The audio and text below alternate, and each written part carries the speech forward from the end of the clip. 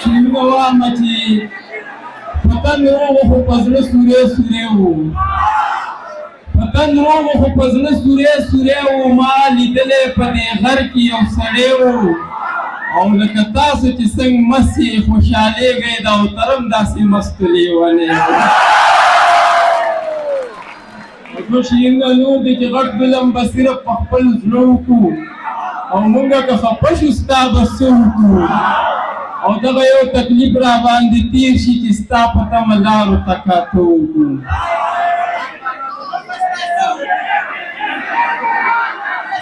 او دغه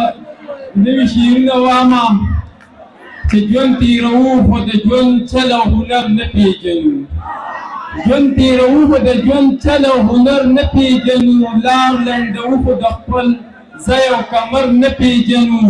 او په بینا سترګو چې ماښام او سحر نه پېژنو رڼا خو ځکه د سپوږمۍ او د نور نه پېژنو او بس خو چې هر چا استعمال کړو د جهاد په نامه منځ کې کیسه ګورې د خیر او د شر نه پېژنو بس خو چې هر چا استعمال کړو د جهاد په نامه منځ کې کیسه ګورې د خیر او د شر نه پېژنو او مونږ پښتانه به یو تر هغې در په در او تره مونږ چې ترکمې خپل کاروان او رهبر نه پېژنو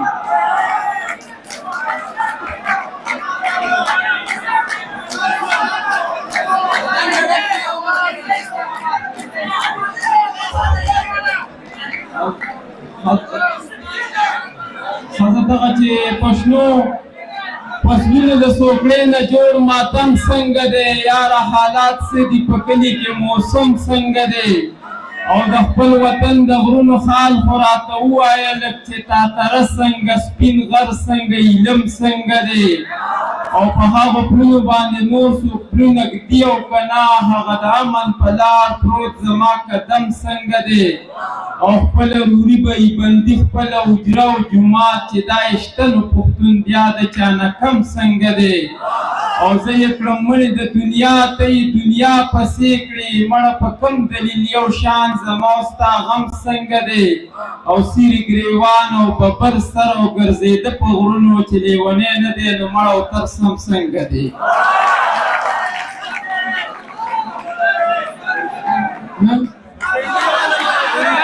لکه به دغه پنډۍ والا تاسو په ما باندې عرض یې چې هسې د ښکلو سره ګرانه یارانه نه کېده او په ملایانو مټایانو که خرچه نه کېده او که زه د ټریفیک انچارج وی یا څه لوی افسر وی نو په موټروی به هم په یو ښکلي پرچه نه کېده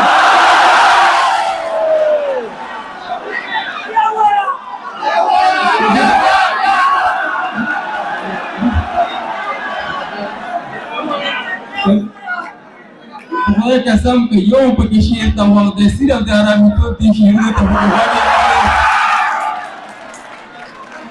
نو د ټریفیک انچارج وی یا څه لوی افسر وی نو په موټروی به هم په یو ښکلي پرچه نه کېده او تره موږ نه چې دې ښکلو دا کم مال وخوړ وخوره قسم چې په پرېنډۍ کې پې بنګله نه کړه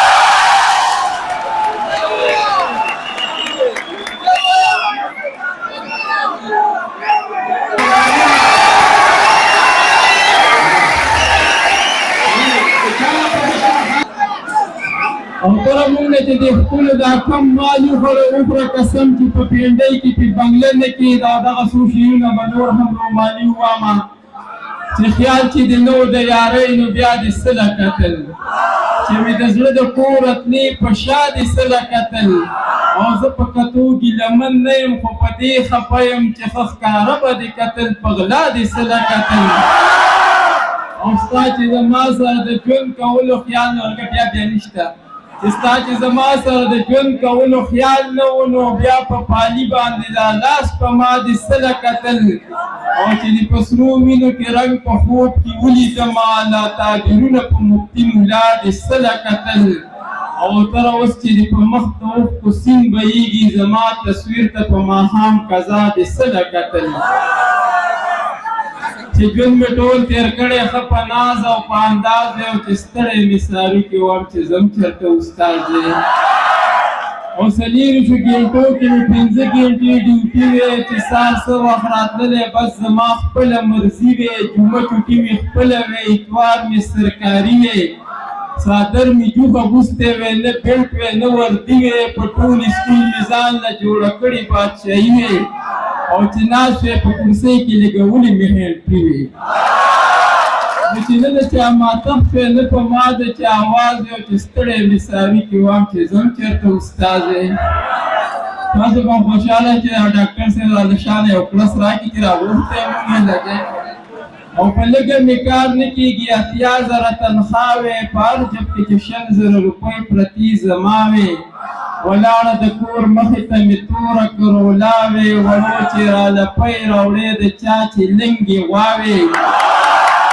په لو کې شاګردان را سره 20 کسه لګیا وې او په زړه کې چې مې څه راتلې قبوله مې دعا وې راتللی په سکوټر خو چې جوړ کړی مې تجاز وې او چې ستړی مې سارو کې وام چې ځم چېرته استاد دی او په سر کې سپین نشته ایله اوس د ځوانېدو دی په تله چې وتلې 45 کیلو دی او څه لږ ډېر زده کړي دي استاد مې د اردو دی او د یو شعر تشریح نه کوي مین په کخانو دی او دا خان استاد یادو مه څنګه ژوندی د مزو دی د استاد یې لږ او تر به دې پوه کړی په دې راز وی او چې ستړی مې ساوي کې وام چې ځم چېرته استاد وی